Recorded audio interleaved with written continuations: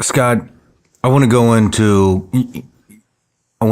communities. What can communities do? But right before we get there, I know you and Sarah have been working on this book, The Gathering Storm, to warn local communities to kind of give them some insight on what's coming in what they can do, at the local level. But it sounds like some of the other stuff that you guys covered in that book is dissecting some of the other acts of terrorism that we've seen throughout the globe, Mumbai, the Russian Mall, October 7th. Yep. When you dissected those with your counterparts, what are some of the commonalities and some of the things that you found? Well, it started when you and I were talking about, you asked a question about, okay, so what do communities do? And that, you and I went back and forth on it a little bit, but what it really opened up was a really broad conversation that's still ongoing, where individuals and communities, I know they started hitting you up, they started hitting me up, they started hitting Sarah up. What do we do in our community? How do we defend our synagogue or our church or our place of worship? Is this something we should be thinking about? And we talked about it, and just the way I look at it is I believe we're at a crossroads right now. When we think about everything that we talked about here today, you look at the threat picture that the government has on terrorism. You look at what the Global War on Terror veterans are saying, and it's different. And we're at a crossroads. And you either believe at this point that there is a viable threat against the homeland that is complex, local, distributed, looks more like October 7 than it does 9/11, that is very likely in the next year or two, or you don't, And if you don't, okay, Godspeed. But if you do, where we were, okay, then perhaps in addition to the analysis, we should start until we do bring this together with our government, which we've really got to have that private-public relationship on an unprecedented scale. What could we, if it's a duty to warn up, maybe it's a duty to prepare down and in, and how could we help that conversation? So we started looking at, what if we just self-published a book that really just looked at not just the threat analysis, but scenarios that have happened in the past of where we get hit or other places get hit where they live, work, and play. And so we put together this small book, and borrowing from Winston Churchill when he tried to warn of the gathering storm in World War II. That's what we named this project, The Gathering Storm. And we just looked at, and so for my part in it and a couple other contributors, we looked at case studies. So a lot like how U.S. Army Special Ops Command and others do case studies, and they'll migrate those practical lessons learned into operators' modern times. That's what we did. And we just looked at unclassified. We looked at the DC sniper. We looked at the Bedlin school siege with the Chechens, where they moved children, over 1,000, into a gymnasium and threw explosives up on the basketball goals and held terrain and held the Russian special ops at bay. We looked at Mumbai, which is a very compelling version of what Sarah and others have warned about in 2008, where, roughly 10 terrorists locked down a city of 19 million. Doing complex attacks, holding terrain, killing well over 100 people. And it was almost a foreshadowing of what we think we could expect here in the homeland. And we October 7, New Orleans. So we looked at all these, and what we did was we started to pull out a lot of the commonalities that individuals and communities should be thinking about. And I'll kind of throw it back to you there, and we can go deeper on any of those things that you want, because there were a lot of lessons learned, I think, that are super helpful. But one of the things that we came out of it with, Shawn, that surprised me was, one, the relative ease of finding people who were on the ground or who responded to those events. Even Mumbai, October 7, just doing peer-to-peer discussions on lessons learned was super eye-opening, and I think something that's available to law enforcement, emergency operations centers across the country. That's number one. And number two, I think the thing that surprised me was we came up with a lot more questions than we did answers. And just like yesterday when we were talking to the sheriff's department in your county, it's different in every county. It's different in every municipality, because context is everything. But if these attacks are going to be locally manifested, then that's where the conversations need to start, because that's going to be the real resilience in that. So we came away with a lot of questions, and where we didn't have the answers, we just put the questions in there. Here's what communities should be asking themselves, and hopefully more books will be written. that are, technically specific on those questions, and we just keep it going. So that's the project, and happy to jump into any parts about it. Because like I said, between the Intel contributors and the operators, that a lot of good stuff came out of it, a lot of lessons. What are some of the top lessons? Without dissecting all of it, what are some of the top lessons? I would say probably at an individual level, the first thing is, to do your own research, to not let fear dominate, but to question things, to question what we're saying, to look at a lot of these case studies, to look at a lot of the examples on your own. I think that for you and your family, this is not just terrorism. This is any crisis, but certainly for terrorism, I think you should look at the threat itself, and then you should look at scenarios that have been similar to that. And between those two things, you can derive a lot of insights on kind of what you should be doing. Some of the preparation things that came out of it were thinking about how would these scenarios unfold? Like, look at your daily pattern of life. What are the local cafes that you go to? Where is your local movie theater? Where's your daycare? Where do your kids go to school? What are the gatherings that you typically go to throughout the year? Do you go to a lot of concerts? Do you go to ball games? And I think starting to just look at those with intention and starting to ask yourself hard questions about, okay, if I looked at, for example, the Nova Music Festival, I look at the Crocus City Music Hall where ISIS hit. What are things that I can derive from that I could look at the places that I go to is there actually a security plan here? If not, who should I be talking to about this? Can we get the community together to talk about this? Should I go engage local law enforcement and call a community meeting? So I think my big takeaway for individuals is look at the scenarios that have already happened, because that takes the fear away, I think, and really puts agency back in ourselves to just look pragmatically at things that have happened in the past. Well, thank you guys for the briefing yesterday. I mean, we went to my local sheriff, very receptive. I was really happy with how that went. I want to do everything I can to protect the community that I live in and all the kids and the people who live here. And they seemed very receptive. There was my county's police, or my city's police department, the county sheriff's office, neighboring PDs. And then we even had, quite a different federal agencies and state agencies in there. Department of Higher Education was in there. And I think, back to you, what are the questions? I mean, I think that's how you start the discussion, is you come up, at least that's how we did it in special operations. 100%. You have to put yourself in the terrorist mindset of how would they do this? If I wanted to strike terror, hit multiple targets, kill as many people as possible, how would I do it? Yeah. And so what are some of the questions that communities should be asking? Right. So here's a couple, and again, what I found to be extremely useful was bringing in, just in special forces, and I know you guys did this in the teams as well. So before you go down range, and this is both post and pre 9/11, but before you go down range, you would usually go over and meet with, the team or the platoon that just got back. You'd sit down with them. Our engineer sergeant would sit with the engineer sergeant. I would sit with the detachment commander. The intel guys would sit together. They would do, one-on-one debriefs of what they saw, and the incoming guys would take notes. And then we'd do kind of a collective thing. And it just was what you did. But I think you can migrate that same thing. You can bring in, for example, Doron Kaidar, an Israeli Special Forces NCO from the IDF, is traveling around the U.S. right now talking to churches about his lessons learned from responding October 7th. He was at the Nova Music Festival. He went into those neighborhoods that were slaughtered. And so he can give you really, really insights into, if you subscribe to the notion that could happen here and is somewhat imminent, then he can tell you the things that he saw. Then you derive questions such as, how would we handle in this county an incident where groups of 8 to 10 well-trained terror operatives donned first responder uniforms?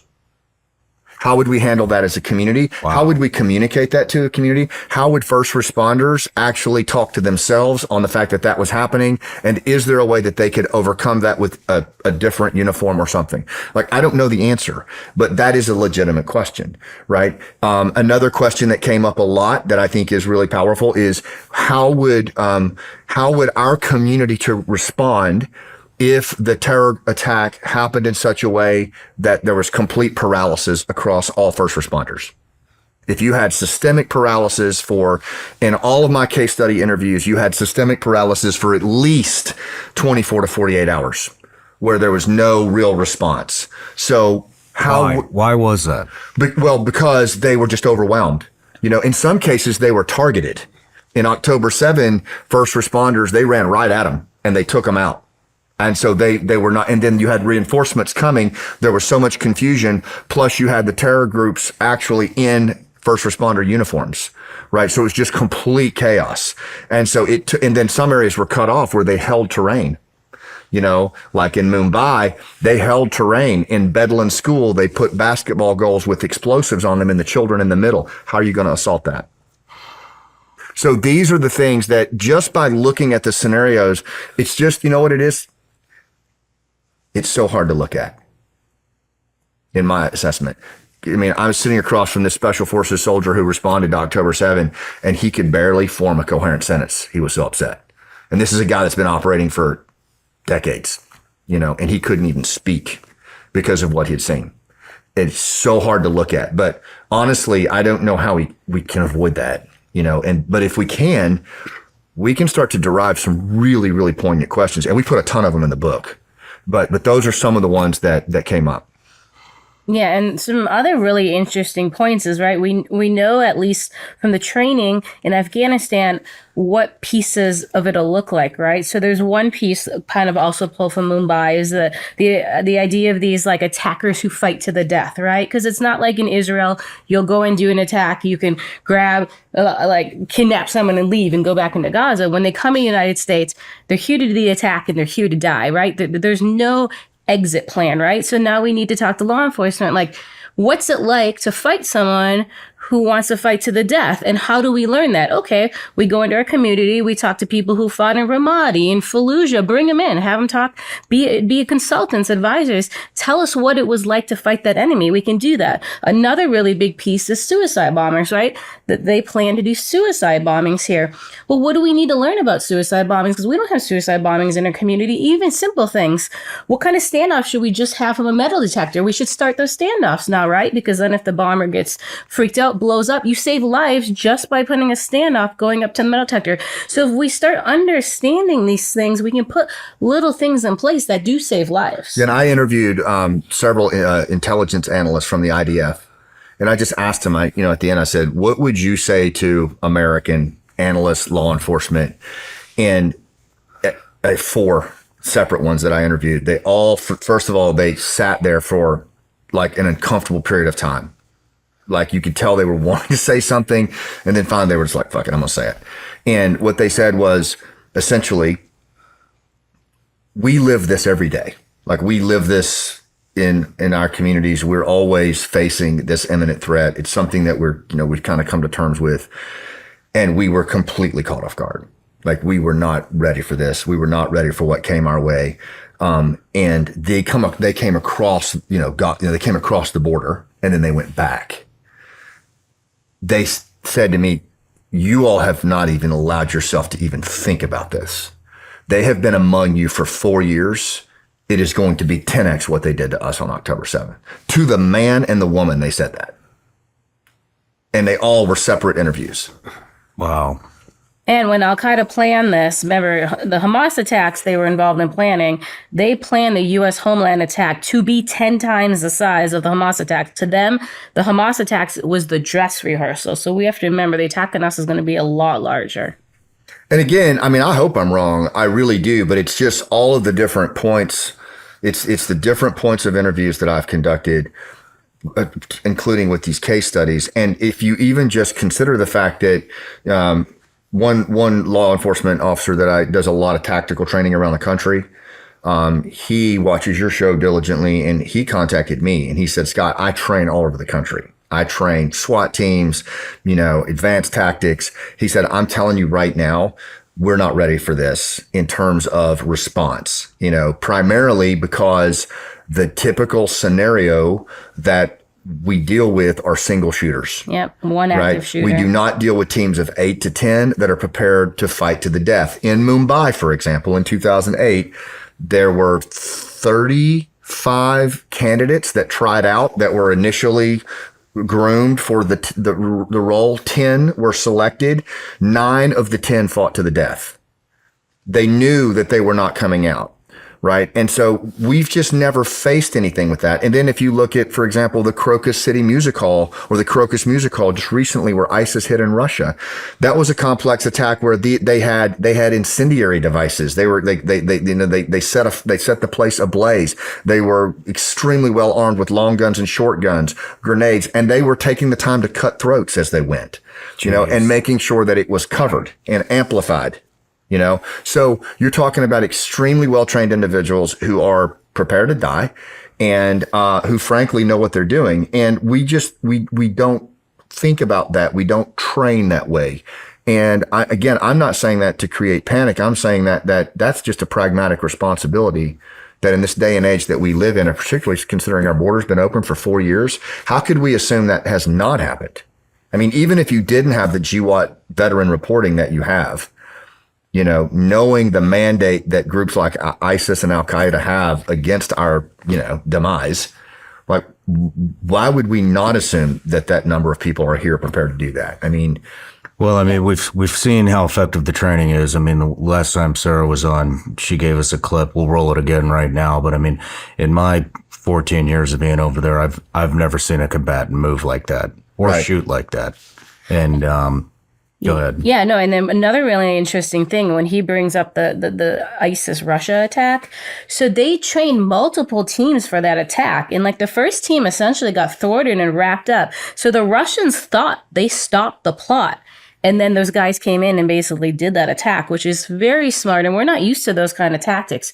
Backup teams for these plots. That's a new thing. So we can even have people in the government, and we do have people they picked up 8 ISIS guys last year and think they thwarted the Homeland plot. So the terrorists are also doing things to make you think, okay, you're ahead of the game. You stop this. And then they had a whole backup team that went in and successfully did that attack. And I think you have to think about, I'll just say this real quick. It's just, we have to assume, I think another thing is strategic surprise. If you look at, if you just study these groups, they are very good at not just tactical surprise, but strategic surprise, where they surprise the nation. They surprise the larger body at scale. And when that happens, what follows is a level of institutional paralysis. Everything's locked, everything's paralyzed, and so when that happens, you've got these groups that are capable of what my buddy Dave at the agency calls not terrorism, but horrorism. They're able to bring a level of just unmitigated horror at an interpersonal level, and then they'll even amplify it with body cams. So you're not, it's strategic surprise, strategic paralysis, hold ground, mass casualties, that kind of event. We've just never dealt with that here, and I think we're due. I just do. I don't think that you're going to see, one law enforcement officer that I interviewed told me, he said, I was in DC for the 9/11 attack. He said I was 2 blocks from the Pentagon. Right. And he said, that attack happened, explosion, F-16s flying supersonic just above the treetops. And right over here, the McDonald's was still open. People are still getting food, but yet when the DC sniper, 2 dudes in the back of a car for 3 weeks, he was there for that too. The entire city was paralyzed and locked down. People on a knee getting gas, kids not going outside to play. And he said, that's the difference. That's the difference is when there's the spectacular thing that's over there, but then there's where you live and you work and you play. And they have figured that out. If you look at their attacks over the last, 10 years, every single time, it's local, complex attacks right where we live, work, and play. That while you guys were talking, you mentioned the video of the Taliban fighters who are on the range showing off their tactics. A few things you should know about them, Shawn. They were trained, most of them were trained by the U.S. Special Operations Community while we were there. Some were evacuated to the United States by the Biden administration, and then they decided to go back. They decided to go back and join the Taliban. So some of those guys you see, they're the returnees. Mm-hmm. Some of them, they get debriefed. They get briefed all over again by the Taliban, by Haqqani, and are sent back to the United States. So don't think that that individual you see in the range is only in Afghanistan. No, they're going back and forth. There are Afghan Americans from California, from Tennessee, from Florida, from New Jersey, New York, that have went back and joined the Taliban, that are serving with the Taliban right now. And these folks go back and forth. You know, I know you briefed a couple governors, you briefed local PDs, sheriff's offices, I don't know who else, but you know, one of the things, and I don't know if this came out of this or not, what you guys are doing, but it's like Florida seems to be kind of leading the way with this. They've set up the National Guard Special Missions Unit, where they've utilized a lot of special operations veterans is kind of like a volunteer special unit task force, special missions unit task force, and so I'm hoping they do that here. Are you guys getting any? I mean, that just seems like a great way because even yesterday during the briefing, it was allocation of resources seemed to be like the primary concern, right? Yeah. And how are they gonna?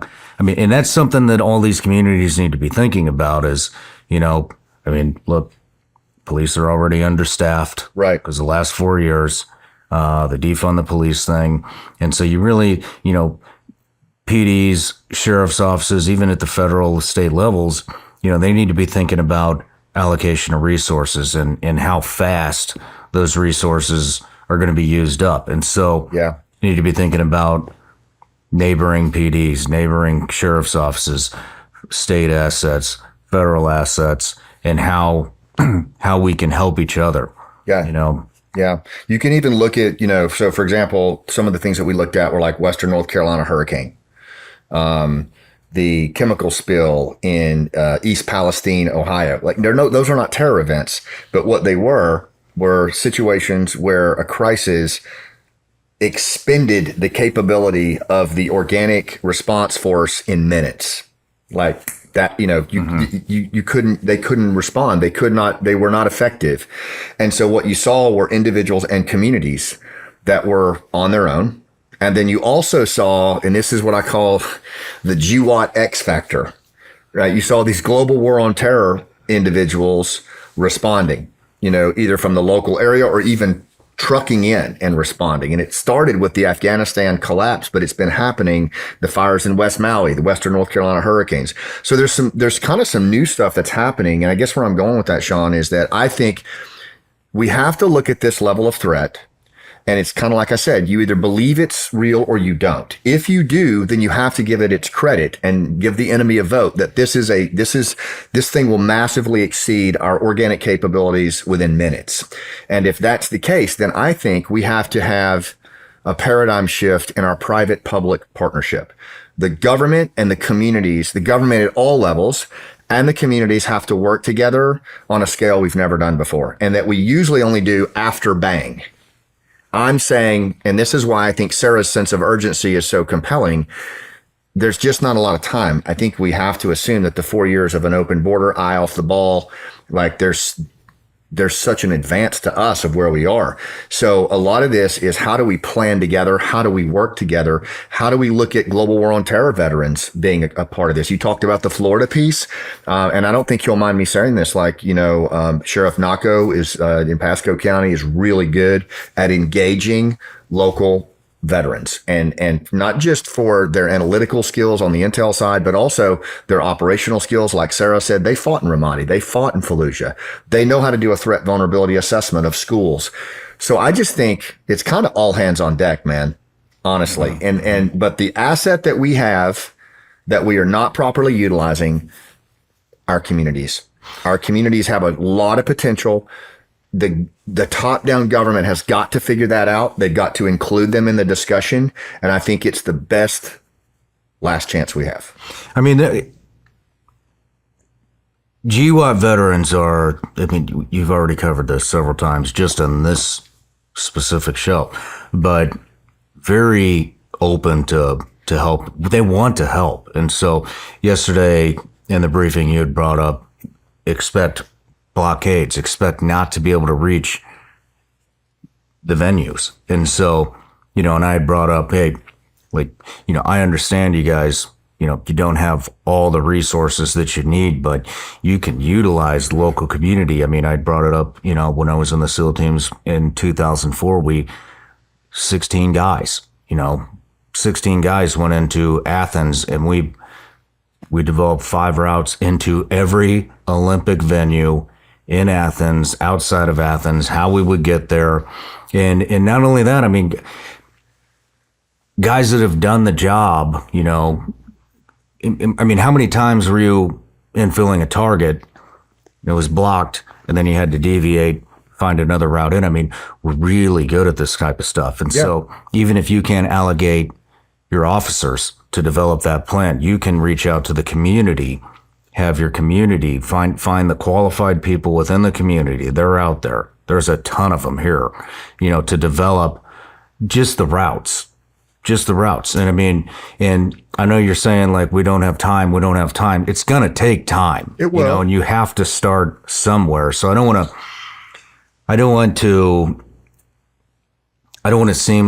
it to seem like it's an impossible task. I mean, I think the important thing is just start. I think it's just start utilizing the community, develop the routes. You had talked about the communication piece and that it would be very likely there would be no comms.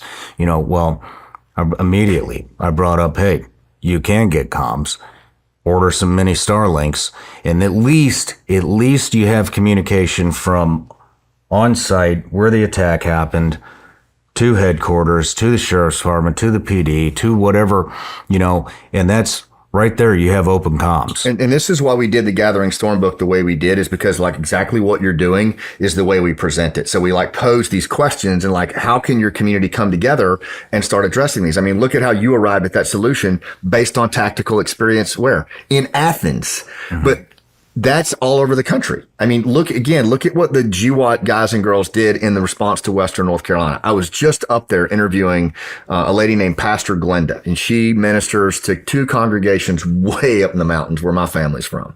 And we went up there and we're going around, and I asked her, I said, what was support like in the first 2 weeks and it was devastating. She said, had it not been for the veterans, we wouldn't even have had food resupply. In the first 2 weeks. It was the only people we saw from the outside were veterans, and somehow they got to us. You know, and my point is that is going to happen no matter what. These GWAT veterans, they have spent 20 years of their life doing this kind of work in a distributed, connected kind of way, and they're going to do it no matter what. If there's institutional paralysis, if there's a gap, they're going to fill it. So why not, on your table exercises at a community level in the EOC, invite them in, huddle around the table and make it a true private public conversation around a community problem, you know? And I just think that nothing but goodness is going to come out of that. Like what you facilitated yesterday in my assessment is exactly the model of what we need. Well, it gets people thinking. And so I kind of just want to go over everything that we talked about there yesterday, like not only allocation of actual personnel, but resources, medical supplies. Yeah. I mean, Sarah and Boone just did a big event at a local church here where sounds like not even just local churches within this county were here, but all throughout the state came to listen to them speak. And so there are a lot of people that are taking this seriously and they just, you know, they might not know the questions to ask. I mean, you go to a church down here, everybody's packing heat. I mean, everybody's armed, everybody's packing heat, but you know, do they understand basic medical skills. Right. Even just slapping a tourniquet on, and so maybe PDs, I don't know who would fund it. But instead of, EMS is probably going to have even a tougher time getting there to triage and treat victims and casualties. Yeah. And so that They means won't be able to. Remember, they have to wait till the scene is clear of a threat. So even we have to after remember that, that. even after though, there's going to be traffic jams, roads are going to be blocked. Even if they didn't block the attack, they're going to, there's going to be traffic jams where you can't move because everybody's going to be in paralysis. And so even if it's just, hey, let's get 100 tourniquets and stash them in different churches. Let's get 100, or chest seals or bandages, all that kind of stuff. Because even if EMS doesn't arrive, guess what? There's going to be medical professionals there that are survivors that will be able to treat. And if that communication can even just come out, because it's not 100% the comms are going to be shut down, but if the department, if they get a call and they say, hey, by the way, there's an entire medical cache of supplies stashed wherever in the janitor closet at a mall, or maybe you make it just open, just like they do with AEDs and that type of equipment. Hey, here's the medical supplies. We can't get there. Roads are blocked. You guys, we set up for this. And it's really, it's absolutely. And it's not that hard to do because you can actually have these conversations. And I've sat in and participated in quite a few of them. And you don't see people in there panicking or wringing their hands. You see empowered neighbors just having a pragmatic conversation about a potential threat. But guess what? The worst thing that's going to happen probably if you go through that exercise is A, you're going to be connected more to your neighbor. And B, you're probably going to be ready for other contingencies that might happen. And I'll give you a case in point. I was interviewing some EOC representatives who responded to a flood in Ohio. They never saw it coming. It crested over its banks more than it had ever flooded. A little bitty town, like 20,000 people. And one of the EOC, the Emergency Operations Center members, was telling me that it was flooding so bad that they brought in firefighters from all over the surrounding counties, right, to come help. Well, they were doing boat rescue. So they all brought their boats, but none of their radios communicated to each other. So they had to put one fire department guy from the town in each boat so that they had a radio that worked. And it took them a long time to figure that out, but that was the solution they came up. The point was, had you just done an exercise ahead of time where you brought those folks together, you would have already sorted that out, right? And those are the kinds of things that when you add to the paralysis, just the horrorism that could be brought by this. Trying to solve a problem like that could take you days because of the trauma and just the inability to function and move. So I just think that the more that a lot of it is the communities coming together, again, private, public. It's got to be private sector too. It's got to be those GWAT veterans. It's got to be members of the community that normally maybe wouldn't be in there, and finding ways to talk left of bang. That's the critical part, because right of bang, everybody's going to be well-intended and coming together, but zero capability. You build trust when risk is low. You leverage it when the stakes are high. And then even just training, and I'm not talking about high tactics, clearing rooms, that kind of stuff. If you're a community leader, if you're a minister, if you're a pastor, if you're a teacher, if you're a principal, if you're a manager of a Publix, a grocery store, a little bit of medical training can go a very, very long way. And there's always people that are interested in doing this. Especially churches here, very involved in this stuff. Covenant shooting not too long ago just happened. There was another one in Antioch just happened a couple months ago, and people are tuned in right now. Yeah. And so use that. Yeah. 100%. Get your people trained up. At least it's that can mean life or death for a whole number of people. And there's actually an amazing case study. If you actually look at the Las Vegas shooting where we lost, of course, hundreds of lives, they say 70% of the people who survived because the people in their vicinity had first aid training, and a lot of it was former military members. Interesting. But those citizens stepped up and did the initial triage and the initial aid, and it saved 70% of those people. I mean, that's a huge number, and that alone should just get communities involved. Hey, if we know how to do this, look at the number of lives you save. And again, to that, just a couple other lessons learned from that same event, right? A concert, the Route 19 Harvest Festival or Route 91 Harvest Festival, tens of thousands of people, single shooter from the Mandalay Hotel, right? I forget however many weapons he had. It was more than 10 with bump stocks. But while he was doing that, it took police over an hour to get into his room, and he was already dead. An hour, single shooter. So again, if you just look at the level of paralysis that happens from that, you add to that 7 to 8, 10 well-trained operatives like you saw in that video, right? Who then hit multiple nodes at one time and who have a pre-existing mandate to hold terrain with explosives and children at a school. But if you're not tabletopping that, if we're not laying that on a tabletop exercise and SWAT teams talking through that with, others and what would we do if there were 2 locations that were locked down with hostages? Mm-hmm. I mean, you've exceeded scope and capacity immediately. So, how are you calling for, what does that look like? So I just think that, and these are just, you need the other thing that came out of this, Shawn, we talked about yesterday.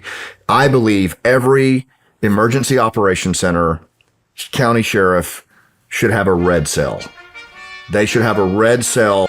What's going on, teammates? I know with everything that's happening in the world right now, you feel compelled to protect and look after the people in your charge, especially if you're a leader at the state or local or community level, or even for your family.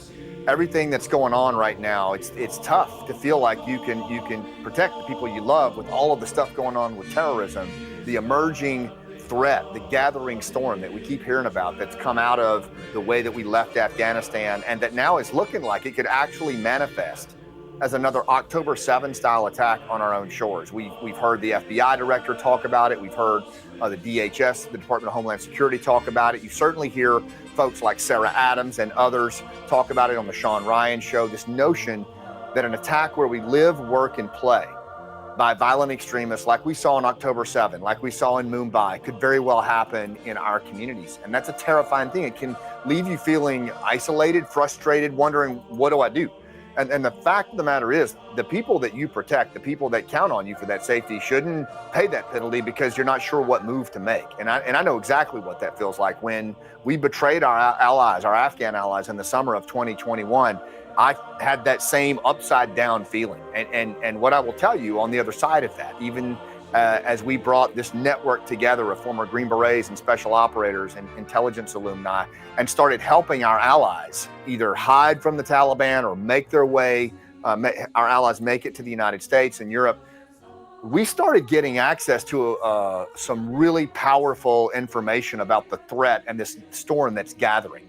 And over the last 4 years, a lot of these global war on terror veteran volunteers, in their relationships and partnership with former allies, have developed a threat picture that is staggering, it's terrifying, but it's also something that we can get in front of. We don't have to just accept it as our fate.